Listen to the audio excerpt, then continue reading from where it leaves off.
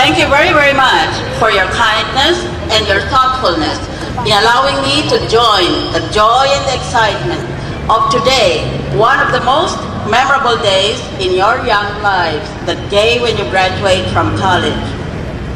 Kahapon, ginmarcha na naman ako sa ospital. Kagusto nila, yang pasudron ako dito. So I said, are you mad? Are you crazy? I am going to the university with one of the highest IQs in the whole Philippines. The West Visayas State University. Langga ko ginining eskwelahan nga ni kay sa eskwela ko na sa high school. Pero may kami kakadto ni blan nga turo amon building kani nga dalagan kami diri kay pasilong. Pagkatapos sa buong, nabudlayan ako mag-diskurso diri. Kay init-init dira. Ano yan himuon taman?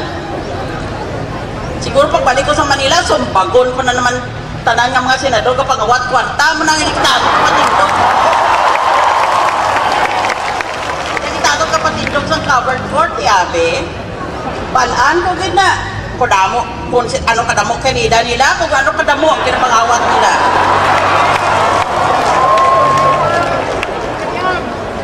Balaan ko nga, bago lang ka mo nagtapos ang college, no? Pero kung tani, dugangan ko pa ang natulaan ninyo. But I have to say it in Tagalog. In my approaching old age, I'm now supposed to share with you what life has taught me. And in the end, to calculate for you the meaning of life. Kamuna, kadagan-dagan man ako dali, pareho malang sa inyo. Subong nitigulang na ako, ganyan balik na ako. Kay tutuan ko mo kung ano ang kasayuran sa ato nga pangabuhi. From where I am now, I find that these conundrums are easily answered. They may seem like complex problems to you, but now from my advantage of old age, my answers are very simple. What does life teach us? First, life teaches us that whether we perceive it as predestined or as random, hindi ba lang tanan-tanan the destino na, o kung why lang na intindihan daw kagabunan sa tanan. But whether you perceive life as predestined or as random, life is beyond any person's control. That is what I have learned. Isa na noon mo pa, hindi mo kontrola, bilog mo ka pangabuhi. Gani nga, gusto na lang na magsagad ka, kagahon yung magsagad ka singitan da sa Senado, at least, nabuyaw-yaw mo na lang sila. Kaya ba hindi mo kontrola eh? Second, your question is, what is the meaning of life? Nga, yung bata, pag kita, anong ibalang kamatuoran na nungkod sa pangabuhi? What is the meaning of life? You all want to succeed in your career. Then you want to buy your own house, buy your first car, marry your first spouse. But after that, you have to ask yourself, what for is all this? There is no meaning to life. The meaning of life is what you choose it to mean. Pili kay mo yay kung anong gusto mo. Butang mo da ang meaning sa imong life. Put the meaning in your life that you wish. So you have a choice. The meaning of life is what you choose to make it mean. In making your choice when you reach my age, your journey becomes an affirmation of the warning that life is a consequence of our moral choices. Life is a consequence of our moral choices. Meron malakad sa politika, kuya gana. Pero nagpasakit tatay ko, gani nga, napilitan ako, balik diri sa panwa ko. Sili ko, Daddy, ano ba bilin mo sa akon? Katanan kahimo ko na. Sige, Hinday, kanugon sa edukasyon mo. Nag-eskwela ka pili mo sa Iloilo National High School. Mga utod mo, nag-graduate sa West Visayas State University. Di mo silbi ka galiin mo ya sa ibang nga mga pulusod ya. Abi, magbalik ka. Amo na nga nagbalik ako. Amo na nga ginapag-away ko sila tanan sa gobyerno. Man mga artista, mga gago. Kung nabalaan, walang mga away, man lang gali ako, kung hiwain ako mag-doctorate. So kung hindi pa kami, kung tanin ito, una lang ako sa martial arts, natudlog na sa daddy ko. Hindi ka mga hadlok sa ila, hindi sila mag-alam sa imo ha. Kung magkuha na sila sa entrance exam sa West Visayas State University, sigurado ko bagsak sila. The problem of evil. As professionals in a small developing state, remember we're a tiny, tiny state. You'll be living in an environment of poverty and corruption. I will deal separately and then I will deal first with poverty and with corruption. These two features constitute the problem of evil. You wonder what is the meaning of the problem of evil? That is the meaning. Corruption and poverty. Ang pwede nga pagpangabudlay sa kabuhi. Ang pagpangawat. Balaan kung hindi kung sino kapangawat dali sa Iloilo mo. Isa pa ka speech, kay listahon ko sila isa-isa. Ang muling damdamon nyo, mas dako ang proyekto, mas dako ang kickback nila. Nasilaw ka mo, nga magsiling-siling ka mga, wow, dako proyekto niya silinday mo, nagpatindog sa kumusing amuna, nagpatindog sa kumusing amuna. Balaan mo, kung gaming ang proyekto niya, wala siyang kickback. Kung dako ang proyekto niya, dako man ang kickback niya. Ina ang kamatuoran. For example, the 10 billion peso pork barrel scam is definitely a problem of moral evil. This is moral evil. We're not talking of virtual reality. This is the real world. Amo na yung kinahalinan. Sa kabudlayan, sa atong bumuluyo, ang papangawat sa kwarta sa gobyerno. Nga nag-graduate pa akong valedictorian sa Iloilo Provincial National High School. Nga nag-graduate pa cum laude ang akong utod din sa West Visayas State University. Kung hindi man lang kami magatubang sa aton nga problema. The real problem of poverty is the problem of corruption. Sa magkaranon sining pungsod nga ni, kadamo sa imol diri, ang mga suki ko sa public market, kung yun ako kapaninda, adlaw sa kuna, imol man gihapon. Kapaninda mo siya yung gihapon. Super Typhoon Yolanda was a natural evil. But corruption is a moral evil. We can see that human evil can be defined as the suffering which results from morally wrong human choices, especially when the moral wrong is of an extreme kind. It is not difficult to identify the sources of evil in our society, but there are two sources that I will deal with this afternoon. The first source of evil in Philippine society is self-interest. Mga dalok-dalok, ano abin? Every day, many people pursue their self-interest at the expense of others. However, self-interest becomes a moral evil when selfish politicians make our people suffer in hunger and in poverty. Another major source of evil lies in what I would call a failure in moral imagination. There are many psychopaths in Congress, but they're unable to imagine the sufferings that they cause on millions of Filipinos who are poor. Let me give you one example. In the present pork barrel scandal, the most guilty are not only the senators and representatives, but also the executive officers of the so-called implementing agencies, which could be a department, an agency, or a local government unit. Under the Government Procurement Reform Act, the choice of the NGO is subject to competitive bidding through negotiated procurement.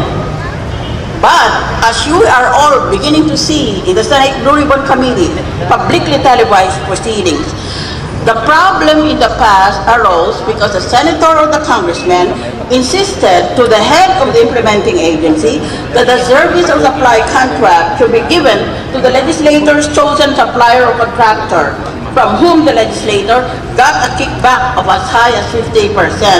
Bisan mainit kung tali pasensyahan nyo na lang, amuni ang pagpangawat sa pork barrel. Nasubong dako na iskandalo sa aton nga banwa. Sa aton nga layi, sa aton nga budget, ang kada congressman may pork barrel na siya kada tuig na 70 million pesos. Ang senador may 200 million pesos.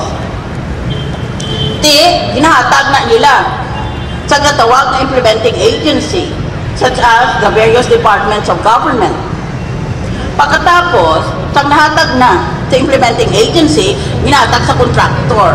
Nabutang ginaya sa aton nga layi, nga kung ihatag mo na gali sa contractor, kinanglan, ang paghatag sa kontrata sigon sa ginatawag nga public bidding, public auction, or negotiated process. Kita mo diri sa Iloilo, kung sino yung kasunod-sunod sa buli sa mga politiko diri, amo na sila ang mga kontraktor nga ginahatag ang mga kontrata kadako-dako daang bilyong piso dahil ang kickbacks nila ganon din kalaki. Yan ang sistema natin dito at sa iba pang probinsya ng ating bansa. Ganon sila magnakaw ng pera. Kunwari malaki na project, pero kung ano-kaano malaki ang proyekto na iyon, wala nang public bidding. Wala kayong chance na maging contractor o supplier kayo. Kundi ka ginariglagan na nila, kay man inang ginahatagan niyo sa kontrata, mahatag na sa iya sa kwarta, pagkampanya na. Ganibantayan yung pag 2016. Dili lang sa Iloilo, damo na mga dalagan, kay dako ang mga projects nila. Amo nang pagkaibalo nyo, kung sino ang mga gago.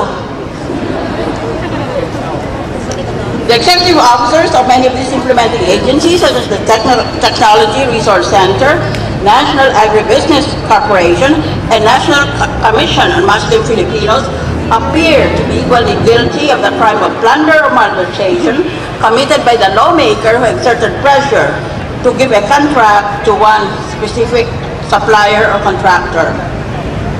Accordingly, I shall file a resolution from the Senate Blue Ribbon Committee to expand the scope of its present inquiry with the pork barrel scam so as to include implementing executive officers of implementing agencies. Liputon ko na lang ni kanaluoy, nakita ko sa inyo.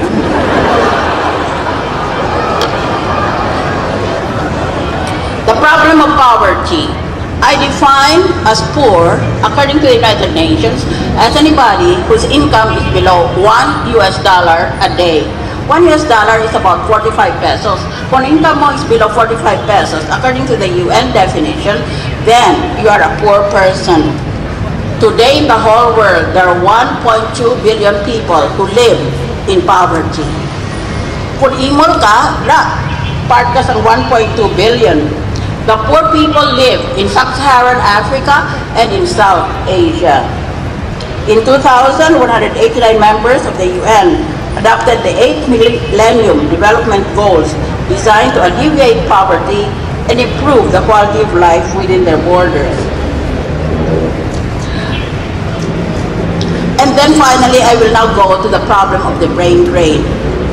Sino sa inyo nagabala, nagapanumdong nga makadto kami sa ibang nga pungsod kag maghimo na lang ka mga overseas contract workers. Kung mo nang imo desisyon, hindi man ako kabasol kay why man sa maayo-ayo nga obra diri sa aton nga probinsya kung bisan gani makadto ka sa Manila. But as intelligent graduates, let me just give you a certain points that bother me. Here are key points I want you to toss around in your educated brain. Bullet. The Philippines has borne some of the costs of educating you. If you go abroad, our country will lose the tax revenues from your incomes. Bullet. If you emigrate, and particularly when you're a teacher, you could be depriving younger Filipinos of your guidance and stimulus. Those who could become your assistants will no longer be able to do so after you depart. Bullet. The brain drain poses the problem that people who move out of the country are mostly those who are trained and skilled, and leaving behind the unskilled and the semi-unskilled. Bullet. If you leave, your departure will impact internal income distribution because professionals who emigrate imply that they would stay if their salary differentials were raised. If our society gives them higher salaries, they would reinforce the egalitarian income distribution. Bullet. The brain drain is external because Filipinos live for abroad, but the brain drain is also internal because the professionals prefer to practice in the cities and often disregard the needs of rural areas. Kabudlay gin maghalin sa ingol. Ang nagapagkasugi kami amon ang maghulutod. Kay daw bisan galing pagkaon mo, halos-halos ka makasarang. Sa mentras, ang magapangawat ng kwarta sa Metro Manila, Tapos grabe ang mga lifestyle nila. Mga mango, pero nag-eskwela sila sa mga exclusive schools. Exclusive, kagataas ang tuition fees. Kagagarbos ang lifestyle nila. Pero may sila kakadto abroad. Why sila mag-eskwela abroad? Kung kakadto lang sila sa nagsenador na sila nag-congressman sila, kahit pangawat sila nga pangawat sa kwarta nga ilan. Tapos, 5-star hotels pa, ginaistaran nila. Tiabe, anong klaseng usod di man? Gama-suicide ako.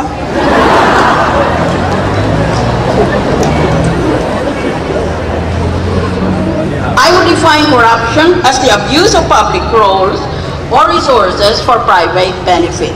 In other words, using public funds for private profit. That is corruption. Ang problema sa atong nga pungsod kay wala sa maiso, kung magbato, sa nagapalangawat, hamak mo halimbawa mo, kung congressman, may 20 million a year siya. No, by 70 million a year siya. What is 10% of 70 million? Di 7 million? O, kung disente na ganin siya nga makawat pero disente, 10% lang kinakawat niya. So what is 10% of 70 million? 7 million. O, 7 million, ato nila ginbawat na buwis, ginakuha yan ang iyaya, pag-atag sa pork barrel siya. Kapin pa ang senador, kaya senador, dako ang nila pork barrel. Ang pork barrel sa senador, 200 million.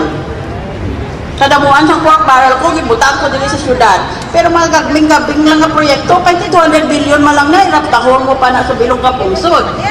Pero, bisan sa 10% lang, anong 10% sa 200 million? Di 20 million. 6 years kang senador. 20 million times 6, di 180 million.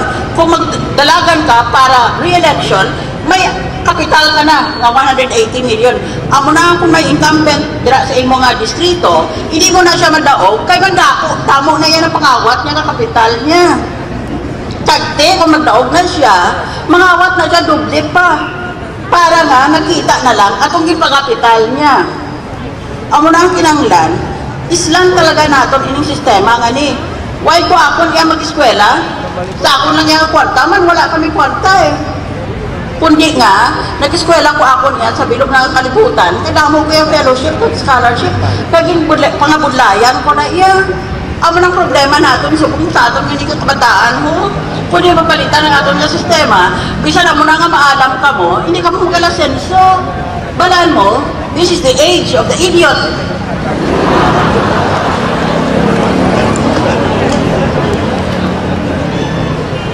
Corruption is the great evil of Philippine society today because it does the following. Bullet. It harms economic growth. Number 2, it discourages foreign investment. Number 3, it increases bureaucratic delays. Number 4, it diverts expenditures from social services toward large projects such as construction that offer large bribes. Liwat. Corruption diverts expenditures from social services, education, healthcare for the poor, housing. Yan ang social services. But diverts it from those social services to large projects such as construction that offers large bribes. Gani nga mag-andam ka mo. Basta nga may aral na dako nga proyekto, diri sa probinsya sa Iloilo, dako man sina ang kickback niya. Tandaan nyo na. Kaya dapat inakwarta nga na data ito inabulik sa inyo sa pag-eskwela nyo, halimbawa, o kung pagpa-hospital nyo, o kung pagpa-patindog balay. Kay mga maalam ka mo subong, abi pa nung duman nyo ina.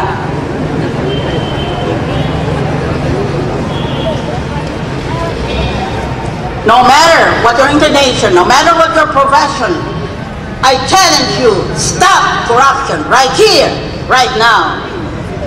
Nga nga magsagat pa ko lecture sa ibang na probinsya about anti-corruption. Dito sa akong na probinsya, naintindihan ko ito anong palagagan dali. Ang mga ito galintra dali sa mga internal politics sa sulod sa aton nga probinsya kung sa aton nga syudad. Because the way that politics is being played out in our country is a paradigm for politics in the whole country.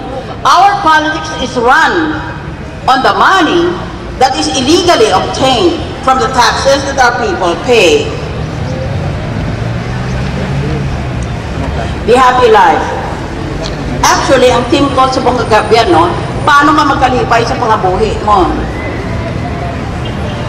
First, to reduce poverty, then reduce corruption, and then, and only then, can you try to be happy. What is the meaning of happiness? I will define happiness as any action that promotes the good spirits and lightheartedness of the general public. But happiness depends not only on the quantity, but also the quality of pleasures. Dito yung mga politiko sa Metro Manila, kasadya lang sila adlaw-adlaw kagabi-gabi. Bawa kalaon sila sa mga 5-star restaurants. Isa kakaon nila, mga 3,000 mo. Isa lang katao. Kaya man formal, sila nga formal, tinagnabayaran mo pa. Pagkatapos yung gabi, kakaladto sila sa mga concerts sila nga malahalon. Nadawala lang yan sa mga email sa atong pungsod, ha? But as I said, as intelligent people, you should realize that happiness depends not only on the quantity, padamo-damo. May isa ganing ka kontra, ay iyang asawa nagsiling niya sa TV, 38 gidya ang kirida niya. Ginatubang ko sa Senado, itudlok ko niya, sipo ikaw imo yan, kung ano nga binutik na ambal mo, ikaw imo yan, 38 kirida mo. Amo-amo gina siya sa huli, nagwa sa TV asawa niya, sige gusto na.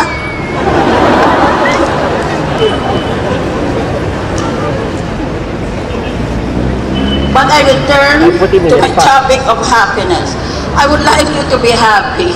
I am generally a happy person, notwithstanding that I sound so frustrated. That's because I know there are so many intelligent people. I wish you could have all the scholarships and the fellowships that very kind-hearted people helped me to obtain during my own journey through life, so that eventually we can reach what we call the concept of happiness. I believe it is wrong to think that happiness is a series of unrelated experiences. Dumdum ninyo, masadyang po nga buhi kay may kuntisa, may masadya diri, may masadya dira. Tikon, kung ganon mo sila, tikon na masadya. But, on the contrary, happiness is an ordered whole characterizing an entire life. The road to happiness is the pursuit of specific goals, pursuant for their own sake, such as knowledge, artistic and cultural activity, or moral goodness. Hindi na uso subong ang moral goodness. Uso na subong ang mga pagwapo-wapo, pangirida, bakal sa mga auto, bakal sa damo-damo nga mga balay, pakadto abroad nga huwag man ginahimo kundi nga turista. But when you pursue professional success, I wish for you to strive for this goal so that your life will be happy. There are two concepts of happiness. The first concept is hedonistic. It identifies happiness with pleasure. Basta sadya, malipay na kita. The second concept is eudaimonistic. That comes from Aristotle. Eudaimonia. It identifies happiness as the objective characteristic of a person's life.